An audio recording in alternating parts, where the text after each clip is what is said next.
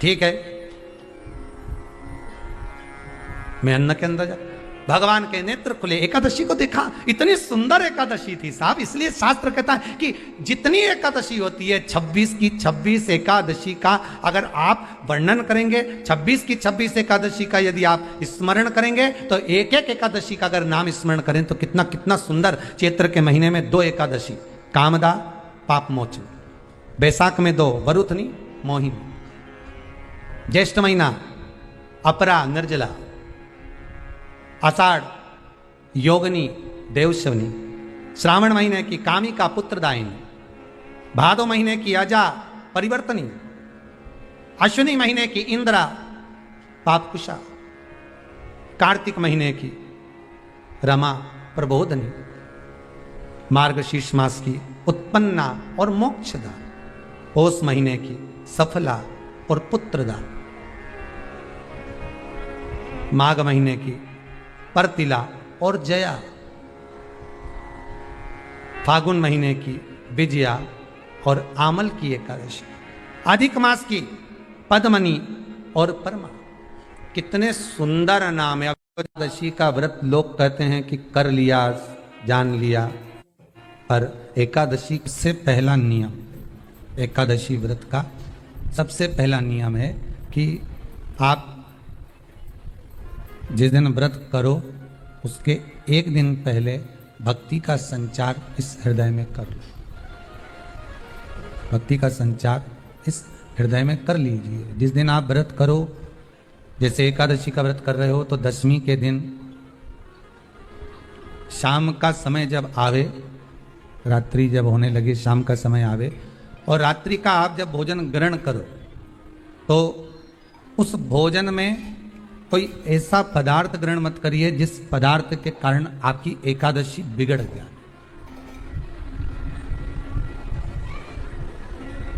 कोई बेकार भोजन हमें ग्रहण नहीं करना, श्रेष्ठ भोजन ग्रहण करिए दशमी। और एकादशी का दूसरा नियम बहुत ध्यान से सुनिएगा। जिस दिन आपकी एकादशी का व्रत हो उस दिन प्रयास करिएगा कि अपने हाथ से किसी भी वृक्ष की कोई पत्ती टूटे ना। अपने हाथ से किसी भी वृक्ष की, पौधे की, किसी भी वृक्ष की पत्ती अपने हाथ से ना टूटे। बहुत ध्यान दीजिएगा महाराज। एकादशी का ये दूसरा नियम है कि अपने हाथ से किसी पौधे की, किसी वृक्ष की, किसी डाली की कोई पत्ती टूटे ना। कितना सुंदर व्याख्यान कहा है, कितना सुंदर वर्णन है महाराज कि मात्र एकादशी का व्रत कर लेने पर, मात्र एकादशी का व्रत कर लेने पर जो पूर्व में किया गया हमारा पाप कर्म है, हमने किसी जीव की हत्या करी है, हमने किसी को कष्ट प्रदान करा है, हमने किसी को अपशब्द कहा है, हमने किसी को ताने दिए, हमने किसी को आड़ा टेढ़ा कहा है, हमने किसी को गालियां दे दी है, मात्र एकादशी का व्रत ही कर लेने पर ये सारे जो दोष हैं वो समाप्त हो जाते।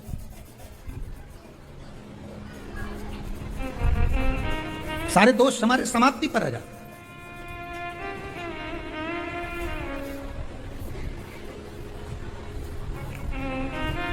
अब एक विचार करिएगा थोड़ा सा अपने मन में, अपने चित्त में, अपनी वृत्ति में एक बात उतारिएगा। एक अपने मन में एक बात को उतार कर रखिएगा कि आप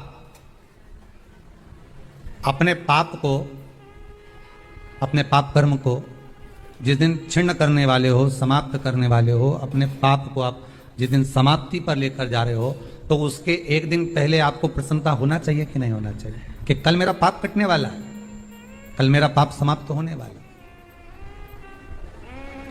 कितना सुंदर व्याख्यान वर्णन है, जरा ध्यान दीजिएगा कि मात्र एकादशी का दर्शन ही पाप पुरुष ने करा और वो भी भाग गया। घर में अगर कोई एक व्यक्ति एकादशी का व्रत करता है तो उसके घर में पाप प्रवेश नहीं करता। ये देखिए कितना सुंदर व्याख्यान। पाप पुरुष भागा। इस नाम से पहचान करो, निर्जला। कितनी सुंदर नाम। अब नाम इतना सुंदर है तो एकादशी कितनी सुंदर होगी। अब एकादशी इतनी सुंदर होगी तो जिस दिन तुम व्रत करोगी एकादशी का तो तुम कितनी सुंदर होगी, मतलब भगवान कितने प्रेम से सिखारेगा कि इसका हृदय कितना सुंदर है। ऊपर की सुंदरता मत देखो साहब, व्रत करने से भीतर की सुंदरता। अब पहले कथा में कहा कि क्रीम की चमक 15 दिन रहती है, अच्छे कर्म की चमक जिंदगी भर रहती है। कर्म की चमक देखना है हमें, क्रीम की नहीं। जितनी भी माताएं एकादशी का व्रत करती है बहुत ध्यान से सुनना आज की कथा को, शायद जिंदगी में मिली ना मिली, पर ये कथा का रिश्ता तो बहुत ध्यान से सुनना, ध्यान से। निर्जल एकादशी है, स्कंद पुराण यहाँ तक कहती है कि इस कथा के चरित्र को जो श्रवण कर लेता है उसको 26 एकादशी करना भी नहीं पड़ती। इस एकादशी की केवल ये कथा सुनकर ही वो तर जाता है। बहुत ध्यान से सुनना इसको, कथा तो बड़े भाव से सुन लो इसको, है? बड़े प्रेम से। इसलिए सारी एकादशियों में निर्जला एकादशी की महत्वता शास्त्र प्रमाण करता है। महाराज निर्जला एकादशी का उद्यापन जो करा जाता है, उसका उद्यापन और प्रदोष का जो उद्यापन करा जाता है, इन दोनों का क्रम लगभग एक जैसा है। तो निर्जला पहुंची है, और निर्जला ने जाकर भगवान नारायण से निवेदन करा। भगवान विष्णु ने पूछा क्या बात है निर्जला, आज तुम खेलती हुई यहां पर आकर खड़ी हो गई, क्या हुआ क्या है? क्या तुमको गौलोक धाम में आनंद की अनुभूति नहीं हो रही जो तुम बैकुंठ में आई? निर्जला घूमती घूमती भगवान के सम्मुख में पहुंच गई। भगवान ने पूछ रहे हैं, बार बार पूछा, निर्जला हुआ क्या तुमको?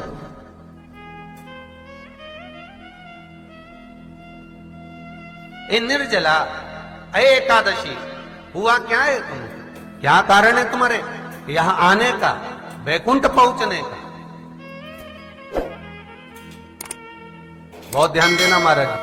शास्त्र कहता है सोमवार, मंगलवार, बुधवार, गुरुवार, शुक्रवार, शनिवार, ये देवता वो देवता सबके व्रत कर लो, सारे व्रत कर लो, पर ये व्रत आपको परमात्मा के धाम तक लेकर नहीं जा सकते, क्योंकि इनका जो पुण्य है वो मृत्यु लोक में आप थोड़ा सा भी व्रत करते हैं तो पुण्य समाप्त हो जाता है। पर हिंदू धर्म के 3 व्रत ऐसे बता दिए जिन व्रतों का पुण्य समाप्त नहीं हुआ।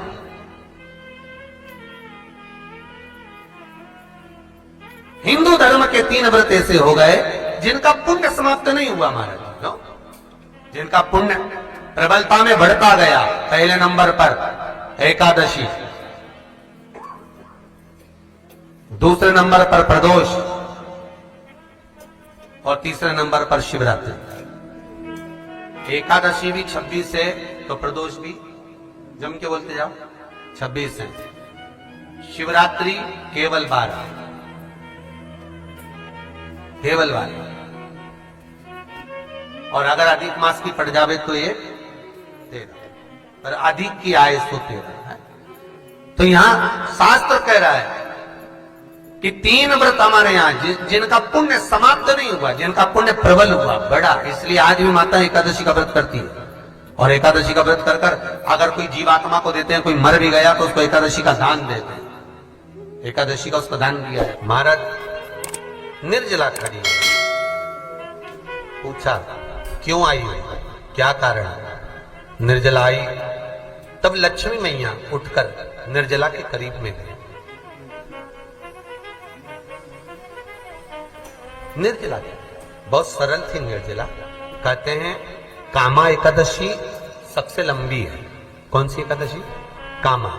फिर मोक्षदा उससे नीची है महाराज, और निर्जला जो है बिल्कुल छोटा स्वरूप है। निर्जला का मतलब देखा जाए तो केवल 2 चोटी करी हुई है। मस्तक पर भोर लगा हुआ है निर्जला के, माथे पर बिंदी लगी हुई है निर्जला के, सुंदर गले में तुलसी की मालाएं पहनी है निर्जला, हाथ में जो हाथ फूल जैसी माताएं पहले पहनती थी, आपको ध्यान में होगा, ऐसा बड़ा फूल होता था, अंगूठियां पड़ी होती थी, हाथ में ऐसा लगा रहता है। तो निर्जला हाथ फूल भी तुलसी के धारण करी, बड़ा सुंदर स्वरूप है माता निर्जला का महाराज। छोटी है तो माता लक्ष्मी उनके पास में गई और निर्जला से जाकर पूछा, निर्जला तेरे आने का कारण क्या है, तू बता। नारायण आपसे पूछ रहे हैं कि क्यों आई हो, किस लिए आई हो, क्या है तुम्हारे आने का कारण? निर्जला ने कहा, मेरी विनती केवल इतनी सी है मां कि मैं ये चाहती हूं कि मैं जीव के प्राण छूटने के बाद उसके प्राणों को जिस समय मैं लेकर जीवात्मा के प्राणों को परमात्मा तक भेजूं, बैकुंठ तक भेजूं, गौलोक धाम तक भेजूं, उस बीच में मुझे ले जाते समय कई नरक भी बीच में पड़ेंगे, कई स्थान ऐसे बैतरणी आदि के स्थान बीच में आएंगे, तो वो स्थान में मुझे रोका ना जाए, मैं सीधे भगवान के धाम पहुंच जाऊं। ऐसी कृपा, ऐसी दया। इतनी भी माताएं एकादशी का व्रत करती, बहुत ध्यान से सुनना आज की कथा को, शायद जिंदगी में मिली ना मिली, पर ये कथा का रिश्ता तो बहुत ध्यान से सुनना। स्कंद पुराण यहां तक कहती है कि इस कथा के चरित्र को जो श्रवण कर लेता है उसको 26 एकादशी करना भी नहीं पड़ती। इस एकादशी की केवल ये कथा सुनकर ही वो तर जाता है। बहुत ध्यान से सुनना इसको, कथा को। तो सबसे पहले अगर ओम नमो भगवते वासुदेवाय का हम मंत्र जाप करते हैं, नारायण का अगर हम मंत्र जप रहे हैं, तो सबसे पहले अगर हमारे घर में कोई प्रवेश करती है तो वो माँ लक्ष्मी प्रवेश करती है, क्योंकि यहाँ मेरे नारायण आने वाले हैं। पहले मैं जाऊं, पहले मुझे पहुंचना होगा, तब नारायण यहां पर पहुंचेंगे, लक्ष्मी जी। इसलिए आयाती और नियाती, दाता और विधाता की धर्म पत्नी माता लक्ष्मी की भाभियां जब जब लक्ष्मी जी को बुलाना रहता था इसी मंत्र को जपती थी। एक बार फिर से बोल लो, ओम नमो भगवते वासुदेव। ये वो मंत्र है जिससे लक्ष्मी दौड़ कर आती है। नारायण तो बाद में आएंगे, पर लक्ष्मी पहले। गाय दान, हमारे दादाजी मर गए तो उनके निमित्त से गौदान करी। ये दो चीजों को याद रखिए, गौदान और एकादशी। श्रीमद वल्लभाचार्य जी ने मायावत का खंडन करा था जगन्नाथपुरी में, और श्रीमद वल्लभाचार्य जी ने कहा था एकादशी मरने के बाद मत दो, एकादशी जीते जी दो। कहा था कि नहीं कहा था? जीते जी दान करिए। इसलिए जगदीश में, जगन्नाथपुरी में एकादशी उल्टी लटकी हुई है। करें आपने दर्शन, जगदीश में एकादशी को उल्टा लटकाया। क्यों? क्योंकि वल्लभ ने कहा कि एकादशी जीते जी दो। कई पंडितों कहते हैं तुम्हारे दादाजी मर गए, जब 12वें का दिन होता है ना तो पंडित जी संकल्प छुड़ाते हैं, दो एकादशी। बड़े बेटे ने 5 दे दी, छोटी बहू ने 3 दे दी, उसने 2 दे दी, उसने 2 दे दी, तो क्या तुम्हारे दादाजी भिखारी थे जो तुम्हारी एकादशियां लेकर जाएंगे? और तुम कौन होते हो दादाजी को एकादशी देने वाले? तुमने कौन सा इतने पुण्य कर लिए जो तुमने एकादशी दे दी? एकादशी के दान की महत्वता श्रीमद वल्लभाचार्य जी ने कहा कि कोई व्यक्ति अगर खटिया पर सड़ रहा है, पलंग पर तड़प रहा है, हॉस्पिटल में पड़ा हुआ है, तो निवेदन है कि उसको देखने जाओ तो अपनी करी हुई एकादशी में से 2 एकादशी का दान उसको तुरंत दे दो। क्यों? तो जिससे उसको मोक्ष मिल जाए, मरने के बाद नहीं। क्योंकि मरने के बाद तो वो 10वें के दिन, गरुड़ पुराण में लिखा है 10 दिन तक जीवात्मा घर की अटारी पे रहती है। कितने दिन? 10 दिन। 10 दिन के बाद जीवात्मा चली जाती है। कहां जाती है? उसको जहां जाना है। 3 दिन में उसको भोग भोगना पड़ता है जीवात्मा को। 3 दिन नरक का भोग भोगती है, उसके बाद स्वर्ग का भोग भोगती है। 18 दिन में ये प्रोसेस पूरी हो जाती है। कितने दिन? 18 दिन। 18 दिन के बाद में उस जीवात्मा को धान के खेत में पटका जाता है। किसके खेत में? धान के, चावल के खेत में। इसलिए कहते हैं एकादशी के दिन चावल मत खाओ। कहते कि नहीं कहते? और क्या कहते हैं? द्वादशी के दिन चावल खाना जरूरी है। एकादशी का पालना करना है तो द्वादशी को चावल का 1 ग्रास खाओ, तब द्वादशी को चावल खाओगे तो एकादशी लगेगी। चावल नहीं खाओगे तो एकादशी नहीं लगेगी। द्वादशी को चावल खाना जरूरी है। क्यों कहते हैं? क्योंकि धान के खेत में जीव को छोड़ा जाता है, उस धान के खेत में, चावल के खेत में जीवात्मा रहती है। उसको चिड़िया खाती है तो चिड़िया के रूप में जन्म लेता है, मनुष्य खाता है तो मनुष्य के रूप में जन्म लेता है। इसलिए एकादशी के दिन चावल नहीं खाया जाता, क्योंकि एकादशी के दिन हम चावल खाएंगे तो जीव हत्या का दोष लग जाएगा। फिर कब खाना है? द्वादशी के दिन। द्वादशी के दिन क्यों खाया जाता है? क्योंकि हम एकादशी के व्रत करे रहते हैं, और पहला घासा जब चावल का खाते हैं तो अपनी करी हुई एकादशी का पुण्य, जितने जीव हमारे मुंह में जाते हैं उनको उसका पुण्य मिल जाता है, और उनका फिर जन्म नहीं होता, वो तर जाते हैं, उनको एकादशी का भाग मिल जाता है। इसलिए कहते हैं एकादशी को चावल मत खाओ, पर द्वादशी को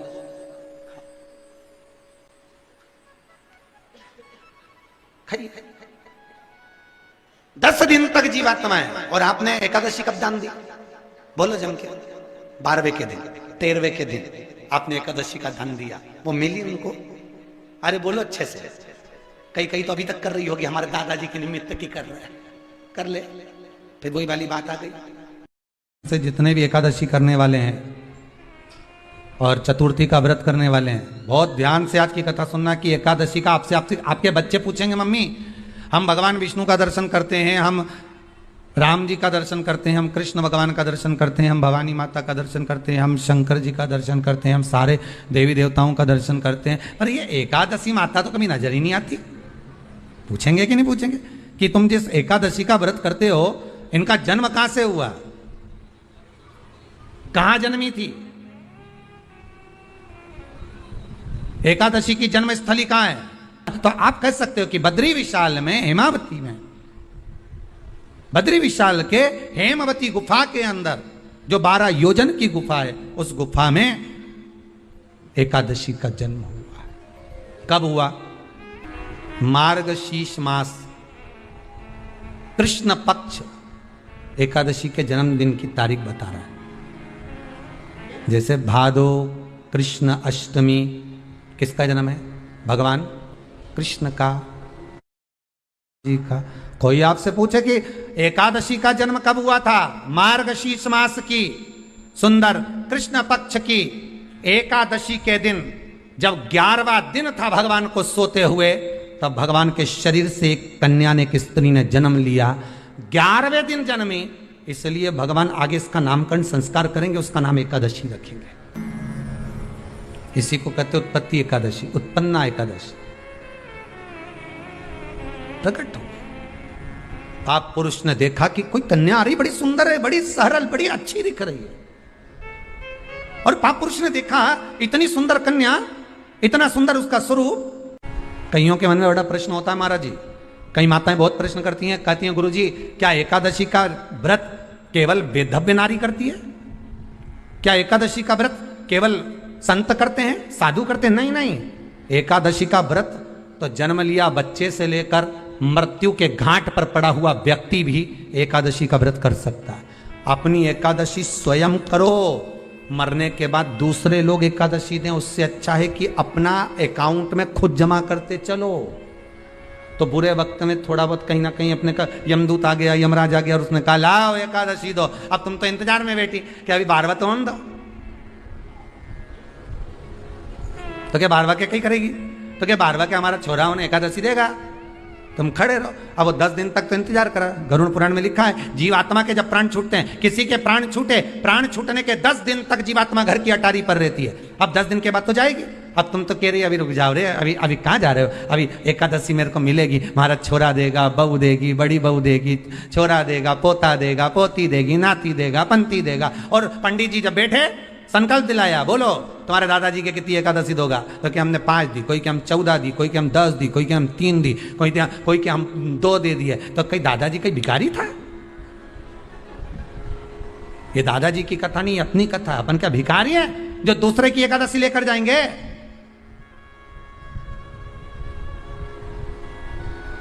अपन अपनी एकादशी खुद करो, स्वयं एकादशी करो, फिर कहूंगा भले बकरी जैसे चरो, पर एकादशी स्वयं अपने लिए एकादशी करो।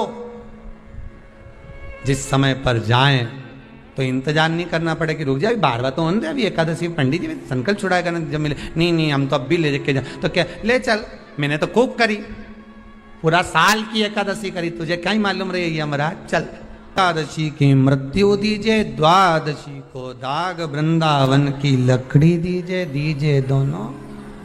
ऐसी कृपा प्रभु। एक सुंदर जो स्त्री का जन्म हुआ, जो कन्या का जन्म हुआ, जो एक सुंदर स्त्री जो जन्मी है, भगवान विश्राम जो कर रहा है, सो रहे हैं,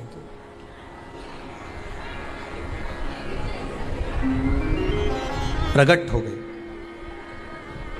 एकादशी का जन्म मार्गशीर्ष मास कृष्ण पक्ष एकादशी, उत्पन्ना उत्पत्ति एकादशी प्रकट हुई।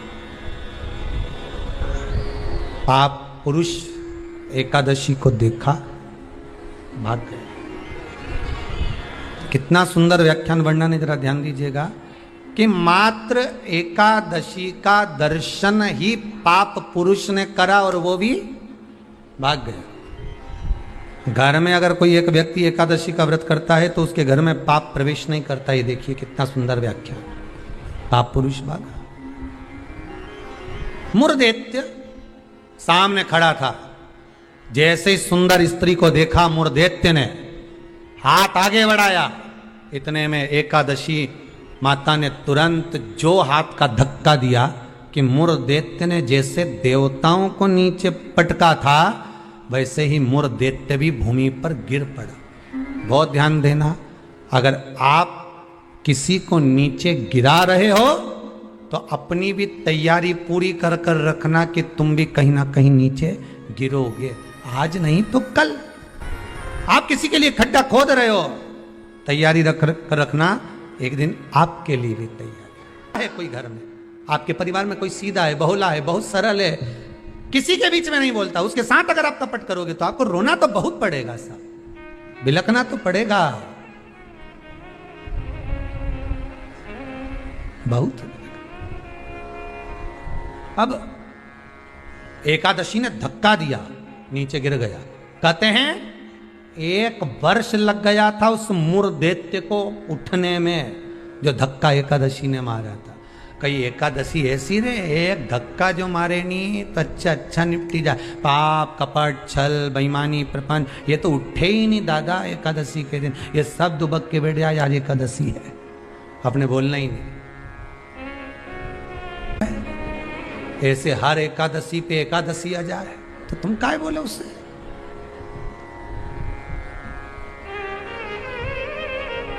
और फिर वो आंखों दिखाए जम के, समझ लेना एकादशी माता आज गुस्से में है। तो क्यों बोलने जाओ तुम उसको। जो धक्का दिया उठा ही नहीं, उठा फिर आया झगड़ा करने के लिए। एकादशी ने जो पछाड़ा, कहते हैं सिर के इतने टुकड़े हो गए थे कि बीनना भी मुश्किल थे मुरदैत्य के। प्राण छूट गए। पाप पुरुष सामने आकर खड़ा हो गया। फिर आया। एकादशी ने तो केवल अपने केश का एक भाग हवा में उड़ाया, इतने में तो पाप पुरुष भागा, भगवान के पास जाकर उठाया। उठो उठो प्रभु, बहुत देर सो लिया, उठ जाओ जरा जल्दी उठ जा। भगवान बोले तू कौन है? मैं पाप पुरुष, पाप हूं मैं, तो तूने मुझे क्यों जगाया? ये एकादशी तो मुझे परेशान करके रखी है। घर घर में लोग एकादशी करे और मुझे प्रवेश नहीं करने दे। अब तुम बताओ क्या करूं? भगवान ने कहा चिंता मत कर, अन्न के अंदर जाकर बैठ जा।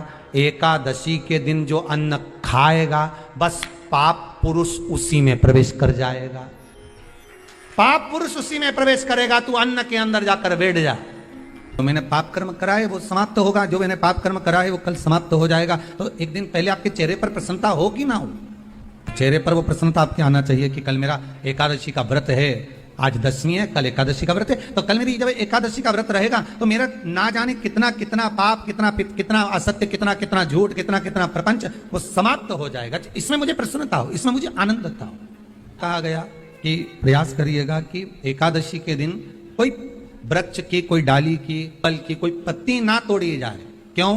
तो कहा अगर उस पत्ती को हम तोड़ देते हैं, वृक्ष की पत्ती को या प्यारे में लगी हुई कोई डाली की पत्ती को हम तोड़ देते हैं तो एकादशी का पुण्य फल प्राप्त नहीं होता। एकादशी का कोई फल हमारे खाते में नहीं जाता, पुण्य फल प्राप्त। अब शंकर को चढ़ा सकते, चावल का दाना शंकर जी को चढ़ाते क्यों है पहले तो वो समझ। बेलपत्री का तो महत्व आपको बार बार बताया कि बेलपत्री शिव जी को क्यों चढ़ाई जाती। एकादशी के दिन शंकर भगवान को चावल का दाना चढ़ाना चाहिए कि नहीं चाहिए? किसी ने पूछा कि चावल का दाना एकादशी पर भगवान शंकर को चढ़ा सकते, चावल का दाना शंकर जी को चढ़ाते क्यों है पहले तो वो समझ। बेलपत्री का तो महत्व आपको बार बार बताया कि बेलपत्री शिव जी को क्यों चढ़ाई जाती है, कहीं रोग के लिए, कहीं बीमारी के लिए, कहीं किस कार्य के लिए, कहीं कोई कार्य के लिए, कहीं कोई कार्य के लिए। चावल का दाना अगर हम शंकर भगवान को चढ़ा रहे तो क्यों चढ़ा रहे हैं? उसका कारण क्या है? चावल का दाना शिव को चढ़ाने का केवल एक कारण रहता है कि चावल को अक्षत कहते हैं। अक्षत का मतलब होता है अक्षय।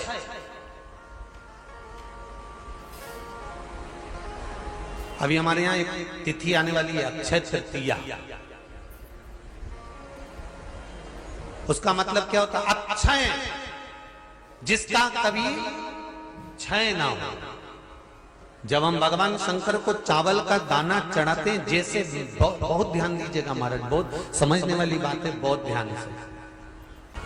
चावल का दाना हमारे मस्तक पर तिलक करने के बाद पंडित जी क्यों लगाते हैं कि भगवान जैसा समय आज चल रहा है, आप पूजन कर रहे हो, पाठ कर रहे हो, दान कर रहे हो, पुण्य कर रहे हो, सत्कर्म कर रहे हो, भजन कर रहे हो, मेरा देव अधिदेव महादेव, मेरा नारायण, मेरा सत्यनारायण भगवान, मेरा राम जी, मेरा विष्णु जी, मेरा भागवत मैया, मेरी रामायण मैया, ब्राह्मण मस्तक पर तिलक लगाने के बाद चावल इसलिए लगाता है कि जैसा समय आज चल रहा है, भगवान तुमको ऐसा ही समय बनाकर रखे और तुम ऐसे ही चार चांद लगाते रहो, दान पुण्य संकीर्तन करते रहो। इसलिए मस्तक पर चावल का दाना लगाया जाए।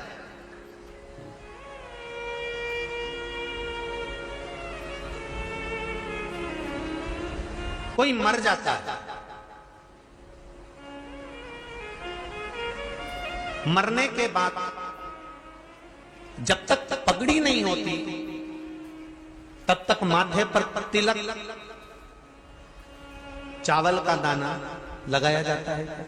जम के बोलो जरा, नहीं लगाते। किसी पंडित जी से पूछो, ब्राह्मण देवता से पूछो, ब्राह्मण देवता ये कोई मर गया, और हमारा तो नियम है कि हम सिर पे तिलक लगाते हैं, चावल लगाते हैं, या पंडित जी से हम तिलक लगवाते हैं, मंदिर जाते हैं तो मंदिर में जाके तिलक लगवा के हम चावल का दाना लगवाते हैं। क्यों नहीं लगाते? उसका कारण क्या है? जब किसी के मरने के बाद 10 दिन तक, 12 दिन तक मस्तक पर तिलक क्यों नहीं लगाया जाता? 10-12 दिन तक माथे पर तिलक या चावल क्यों नहीं लगाया जाता? उसका कारण है कि ये जो समय आया है, तुम्हारे यहाँ जो गमी हुई है, तुम्हारे यहाँ कोई मर गया है, तुम्हारे यहाँ किसी के प्राण छूट गए हैं, तो ब्राह्मण इसलिए तिलक नहीं लगाता आपको, इसलिए चावल का दाना नहीं लगाता कि ऐसा दिन भगवान अब ना लाए, इसको अमर ना करे, इसको अक्षय ना करे, इसको प्रबल ना करे।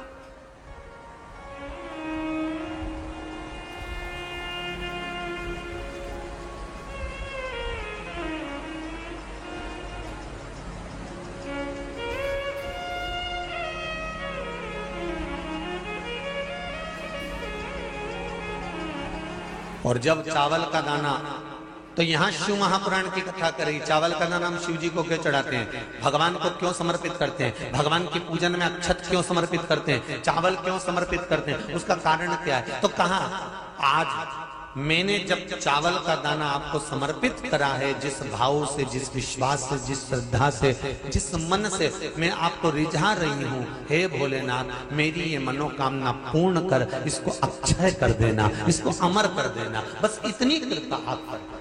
किसी ने पूछा एकादशी के दिन चावल चढ़ाए कि नहीं चढ़ाए, तो यहां तो सीधी सीधी बात है, बीमारी देखकर थोड़ी ना आती है कि नवरात्र चल रहे हैं कि सावन का सोमवार चल रहा है। बीमारी तो बीमारी। तुम चावल मत खा। तिरुपति कौन कौन गया? हाथ उठाओ। ठीक है। जगन्नाथ जी कौन कौन गया? हाथ उठाओ। हाँ ठीक है। द्वारका जी कौन कौन गया? हाथ उठाओ। ठीक है। बद्रीनाथ कौन कौन गया? हाथ उठाओ। ठीक है। एकादशी के दिन कभी तुम बद्रीनाथ चले जाओ, एकादशी के दिन तुम द्वारका चले जाओ, एकादशी के दिन तुम तिरुपति चले जाओ, एकादशी के दिन तुम जगन्नाथ चले जाओ, एकादशी के दिन तुम्हारी मर्जी पड़े भगवान के किसी धाम में चले जाओ और भगवान को भोग लगाओ और उनकी थाली को झांक कर देखना, उसमें चावल जरूर मिलेगा। उसमें ऐसा नहीं है कि चावल नहीं मिलेगा। बद्री नारायण में भगवान को चावल का भोग लगा हुआ मिलेगा, द्वारका में चावल का भोग लगा हुआ मिलेगा, आपको जगन्नाथ में चावल का भोग लगा हुआ मिलेगा, तिरुपति में मिलेगा, द्वारकाधीश में मिलेगा, नाथद्वारा में मिलेगा, सांवरिया सेठ में मिलेगा, काकरोली जी में मिलेगा।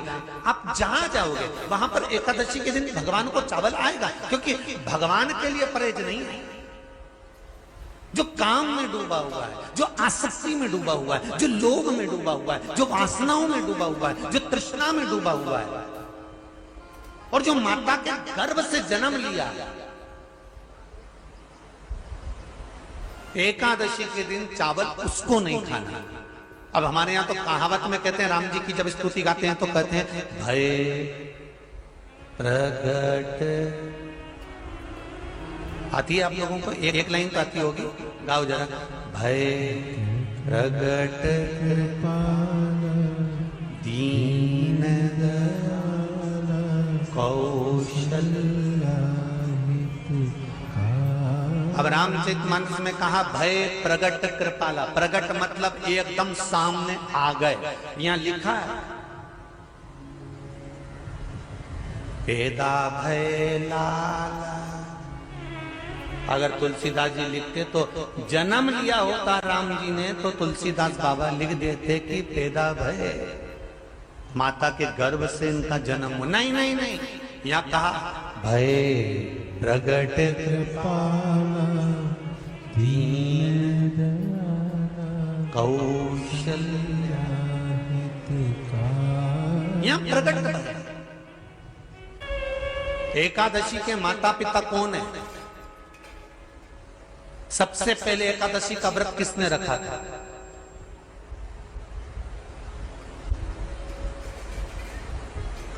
एकादशी का जन्म स्थान कहां है? दुनिया के लोग बहुत प्रश्न करते हैं। राम जी अयोध्या में हुए थे, भगवान कृष्ण मथुरा में हुए थे, तो एकादशी कहां हुई थी? तो उसको बताना तो पड़ेगा कहां हुई थी।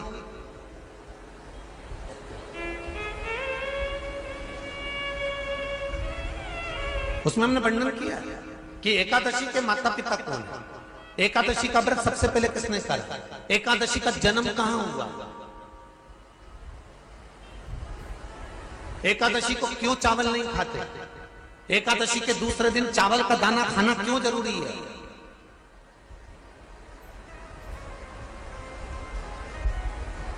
कौन सा तीर्थ है जहां एकादशी को उल्टा लटका दिया। एक एक चीज का वर्णन स्कंद पुराण सब चीजों का वर्णन कर देते हैं। प्रत्येक तो यहां जो वर्णन आया कि आप मनुष्य जो माता पिता के गर्भ से, माता के गर्भ से जन्म लिया हो, संसार में जिसका जन्म हुआ हो और मृत्यु लोक में गर्भ की कैद में रहने के बाद जन्मा हो, उसको एकादशी के दिन चावल नहीं खाना चाहिए। महाराज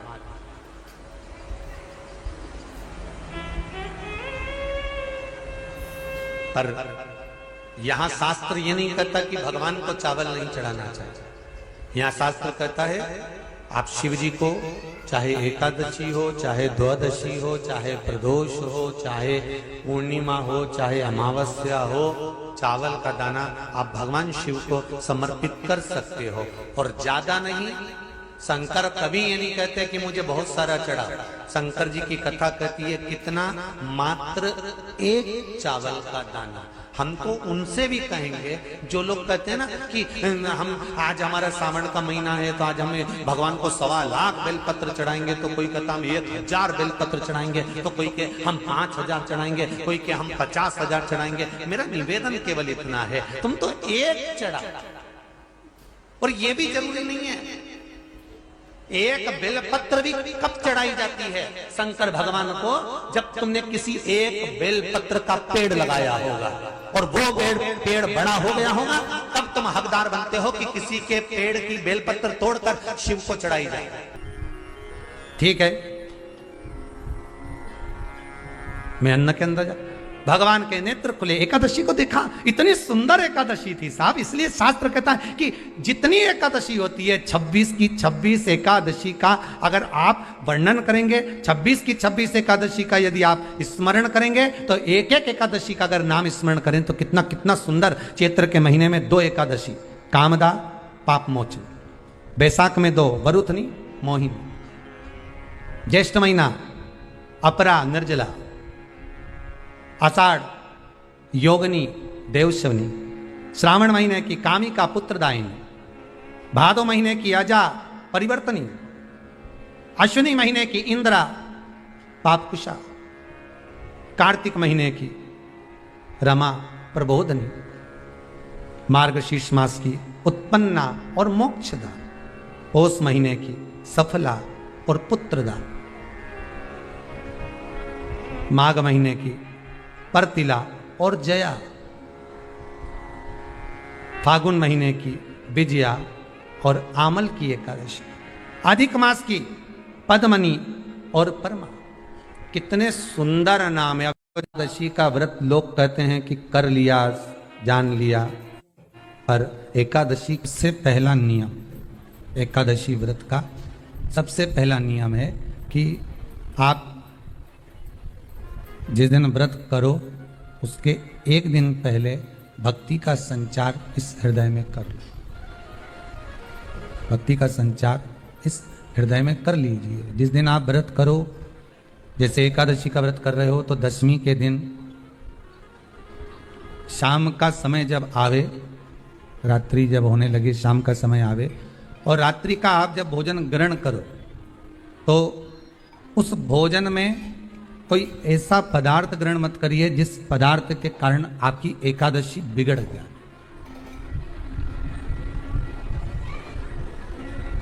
कोई बेकार भोजन हमें ग्रहण नहीं करना, श्रेष्ठ भोजन ग्रहण करिए दशमी। और एकादशी का दूसरा नियम बहुत ध्यान से सुनिएगा। जिस दिन आपकी एकादशी का व्रत हो उस दिन प्रयास करिएगा कि अपने हाथ से किसी भी वृक्ष की कोई पत्ती टूटे ना। अपने हाथ से किसी भी वृक्ष की, पौधे की, किसी भी वृक्ष की पत्ती अपने हाथ से ना टूटे। बहुत ध्यान दीजिएगा महाराज। एकादशी का ये दूसरा नियम है कि अपने हाथ से किसी पौधे की, किसी वृक्ष की, किसी डाली की कोई पत्ती टूटे ना। कितना सुंदर व्याख्यान कहा है, कितना सुंदर वर्णन है महाराज कि मात्र एकादशी का व्रत कर लेने पर, मात्र एकादशी का व्रत कर लेने पर जो पूर्व में किया गया हमारा पाप कर्म है, हमने किसी जीव की हत्या करी है, हमने किसी को कष्ट प्रदान करा है, हमने किसी को अपशब्द कहा है, हमने किसी को ताने दिए, हमने किसी को आड़ा टेढ़ा कहा है, हमने किसी को गालियां दे दी है, मात्र एकादशी का व्रत ही कर लेने पर ये सारे जो दोष हैं वो समाप्त हो जाते।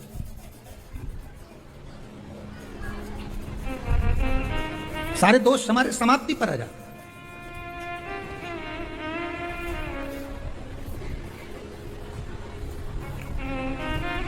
अब एक विचार करिएगा थोड़ा सा अपने मन में, अपने चित्त में, अपनी वृत्ति में एक बात उतारिएगा। एक अपने मन में एक बात को उतार कर रखिएगा कि आप अपने पाप को, अपने पाप कर्म को जिस दिन छिन्न करने वाले हो, समाप्त करने वाले हो, अपने पाप को आप जिस दिन समाप्ति पर लेकर जा रहे हो तो उसके एक दिन पहले आपको प्रसन्नता होना चाहिए कि नहीं होना चाहिए कि कल मेरा पाप कटने वाला है, कल मेरा पाप समाप्त होने वाला। जो मेरे पिता का नाम क्या है? मां ने कह दिया तेरे पिता का नाम तो वो देव अधिदेव महा। ध्यान देना जरा, मेरी दिल्ली की जीजियों, मेरे दिल्ली के जीजाओं, मेरी बेटियों, मेरी बेटाओं, मेरी माओ, ये भारत की वो भूमि है, ये भारत की वो धरा है। ये कोई साधारण सी भूमि या साधारण सी धरा नहीं है।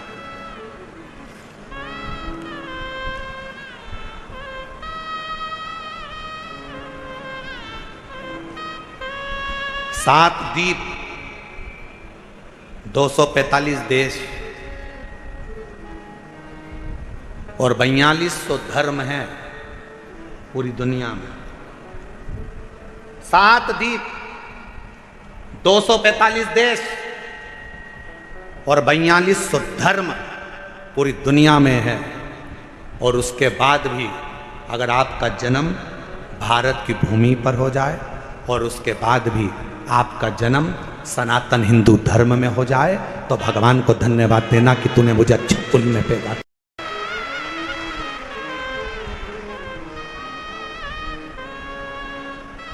छाती तान कर चलना कि सनातन धर्म में तुम जन्मे हो।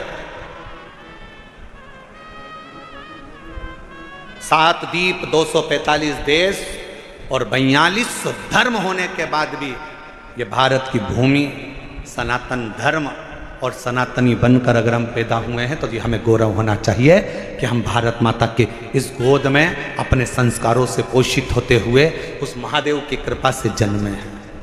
उस महादेव की कृपा से जहां हम अपने रिश्तों को पहचानते हैं, अपनी माता को माता कहते हैं, पिता को पिता कहते हैं, भाई का संबंध रखते हैं, बहन का संबंध रखते हैं, काका काकी का संबंध रखते हैं, नाना नानी का संबंध रखते हैं, सारे रिश्ते हम निभा कर चलते हैं।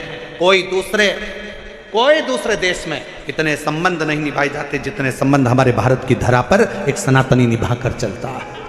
पुराण की कथा क्या करती है? शिव महापुराण की कथा ने करा क्या? शिव महापुराण की कथा ने केवल विश्वास जगाया है कि जिस तुम्हारे घर के पास के शंकर के मंदिर में एक लोटा जल चढ़ाने जाओ, जिस शिव जी के मंदिर में तुम जल चढ़ा रहे हो, जिस शंकर जी के मंदिर में तुम जल चढ़ाने गए हो, जिस शंकर जी के मंदिर में तुम बेलपत्र चढ़ाने गए हो, जिस शंकर जी के मंदिर में तुम स्तुति गाने गए हो, जिस शंकर जी के मंदिर में तुम भजन करने गए हो, जिस शंकर जी के मंदिर में तुम नाम जाप करने गए हो, बस तुमने उसको अपना पिता मान लिया।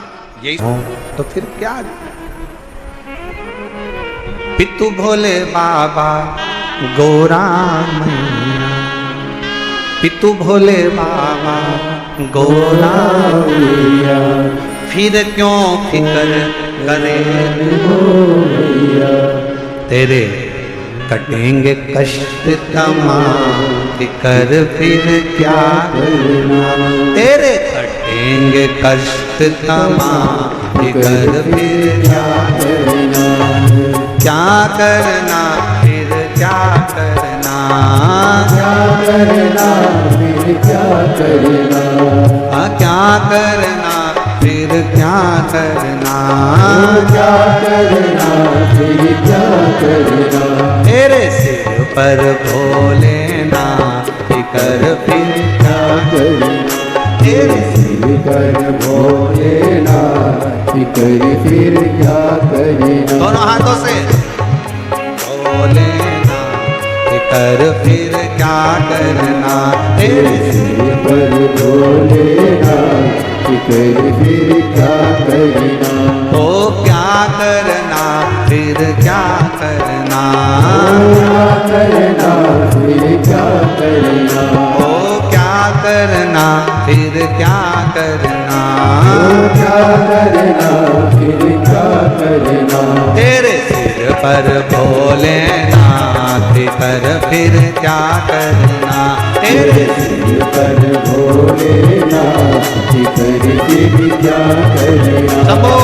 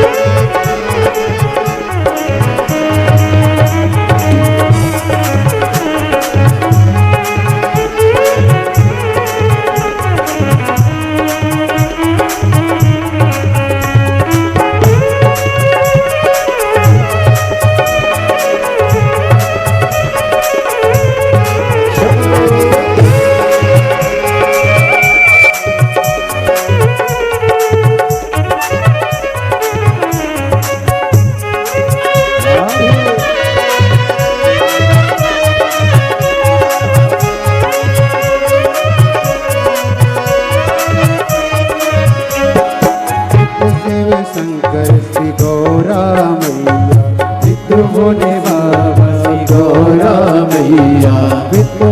बाबा श्री गौरा मैया, पितृ भोले बाबा श्री गौरा मैया, फिर क्यों परेशान हो भैया, फिर क्यों परेशान हो भैया, फिर क्यों परेशान हो भैया, फिर क्यों परेशान हो भैया। तुम जपो भोले जी का नाम, फिर क्या करे, तुम जपो भोले जी का नाम, फिर क्या करना। क्या करना क्या करना, फिकर फिर क्या करना, ओ क्या करना क्या करना, फिकर फिर क्या करना,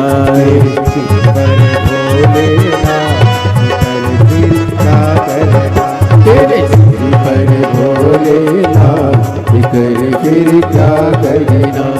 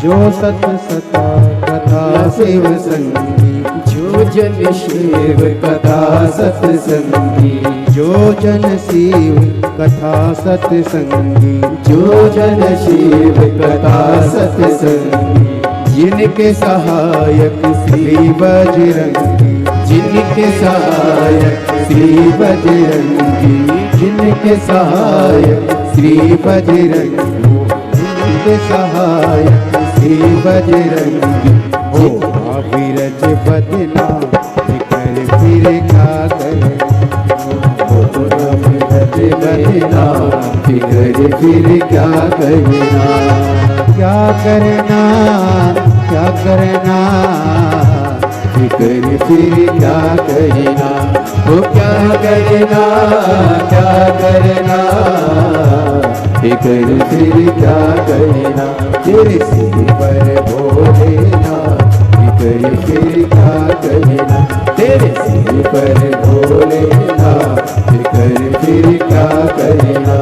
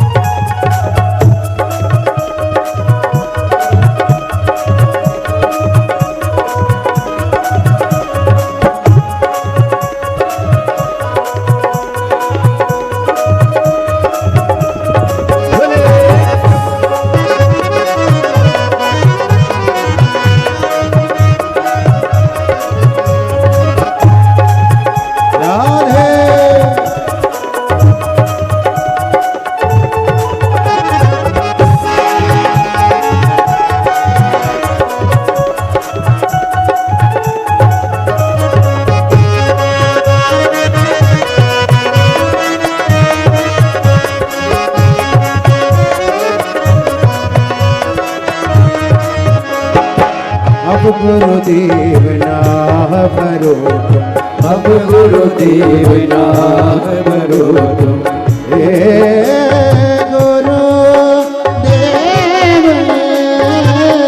गुरुदेव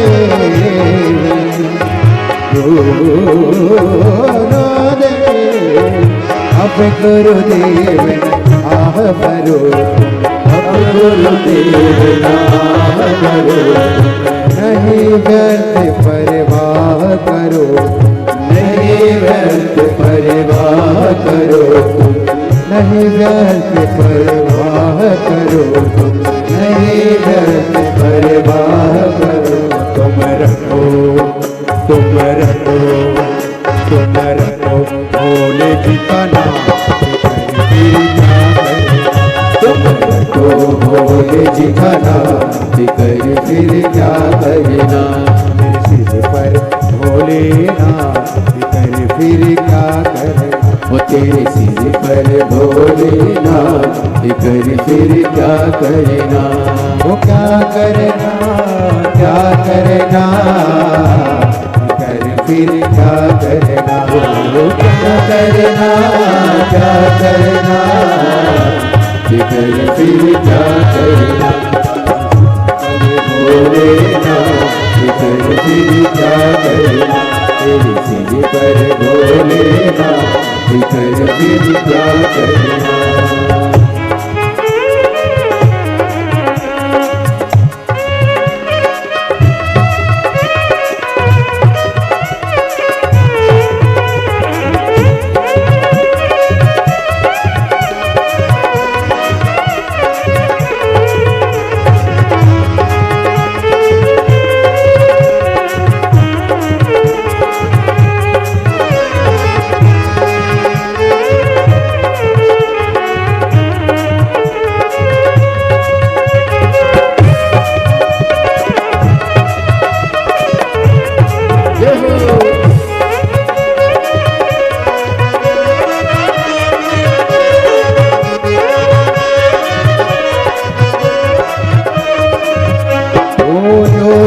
शिव कथा सत्संग, जोजन शिव कथा सत्संगी, जोजन शिव कथा सत्संगी, जोजन शिव कथा सत्संगी, जिनके सहायक श्री बजरंगी, जिनके सहायक श्री बजरंगी, अतुलित बन के कर फिर क्या करना, अतुलित बन के कर फिर क्या करना, वो क्या करना फिर क्या करना, क्या करना फिर क्या करना, वो क्या करना फिर क्या करना, क्या करना फिर क्या करना, तेरे सिर पर भोलेनाथ कर फिर क्या करना, तेरे सिर पर भोलेनाथ कर फिर क्या करना, ओ तेरे सिर पर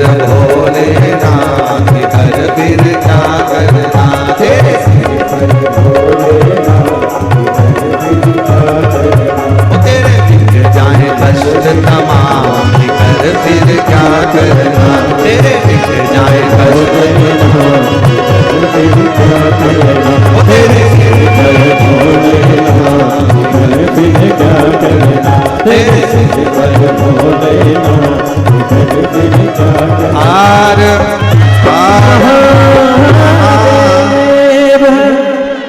अपने स्थान पर बैठकर भगवान शिव जी से अपने मन का भाव कहें, दिल से प्रार्थना करें। जिस प्रार्थना को करने के लिए पूरे दुनिया के लोग कथा के पंडाल में जाते हैं, उस प्रार्थना को हृदय से बाबा से निवेदन करें, अरदास करें, बाबा से प्रार्थना करें। जहाँ जगह मिले वहाँ बैठें और पीछे बाहर वालों से भी निवेदन है, पंडालों में अगर जगह ना मिले तो हम पहले भी कहते आए हैं कि अपने साथ एक छाता, 2 पानी की बोतल साथ लेकर चलें। एक बोतल अपने लिए पानी की, एक अपने अड़ोसी, पड़ोसी और धड़ोसी के पीछे वाले की।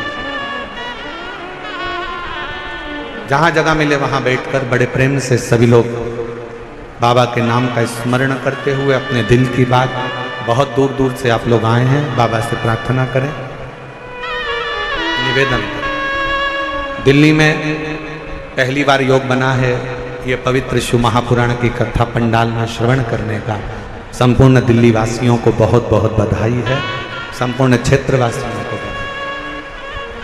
साथ में बोलेंगे, जिनको याद है वो बड़े भाव से बाबा को पुकारें।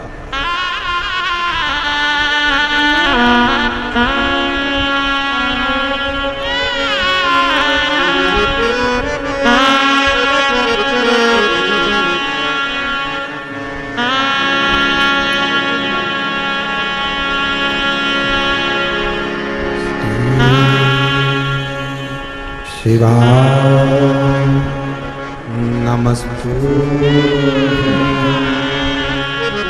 श्री शिवाय नमस्तु, श्री शिवाय नमस्तुभ्यं। श्री शिवाय नमस्तुभ्यं। श्री शिवाय नमस्तुभ्यं। भोला सब दुख का ओ भोला सब दुख का शिव शंकर जब तेरी माला, भोले बाबा जब तेरी माला, भोला सब दुख का ओ भोला सब दुख का वेश मंगलकारी, वेश मंगलकारी, शमशान वासी हमारा, शमशान वासी हमारा, ओ सब दुख का तुम्हारा, ओ सब दुख का तुम्हारा।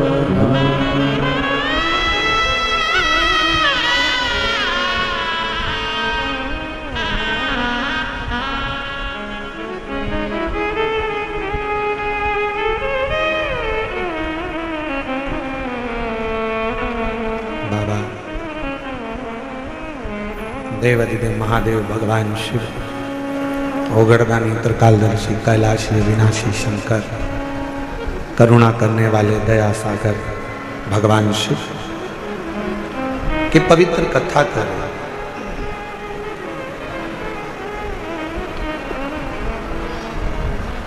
नारायण को एक पत्थर दिखा दिया। क्या इस पत्थर में भी परमात्मा हो सकता है?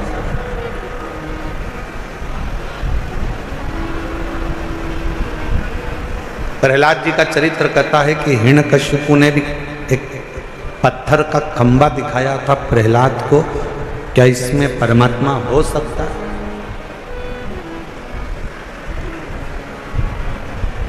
यदि विश्वास पूर्ण है तो शिव मिलता जरूर है। पूर्ण विश्वास अगर है तो शिव।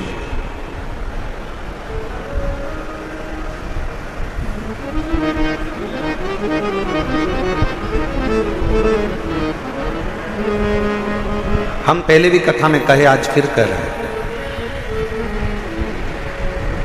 शिव जी पर अगर भरोसा करा है तो आपका पूर्ण भरोसा यदि शंकर जी पर है तो दुनिया का ऐसा कोई दुख नहीं जो मेरा देवाधिदेव महादेव काट नहीं सकता। आपके दुख को काट दिया जाए। एक पत्र अच्छा है, देखो।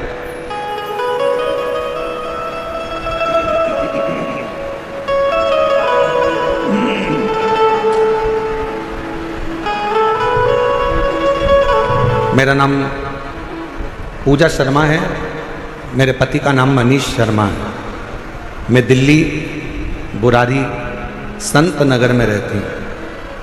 मेरा मोबाइल नंबर ये है, अगर कहीं बैठे हों तो हाथ हिला सकती हैं।